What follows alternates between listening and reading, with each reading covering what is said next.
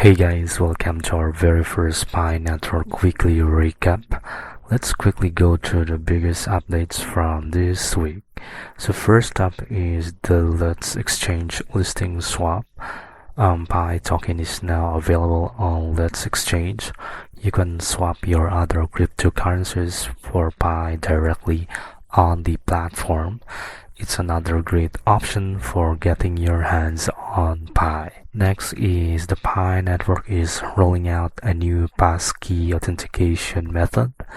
This adds an extra layer of security, letting you log in without relying on just phone numbers or email-based two-factor authentication. You can check in your Pi app under profile to see if it's available for you. It's not showing for me yet, so I think they're rolling it out in batches.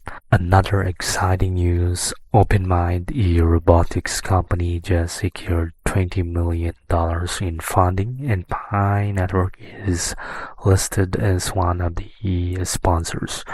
This could open doors for some really interesting integrations in the future. And finally, TransFi has joined the list of KYB-verified on-ramp providers for Pi. That means you can buy Pi tokens through them with more trust and compliance and deposit it directly into your Pi wallet. If you are curious, I've already made a full tutorial on how to buy Pi using TransFi.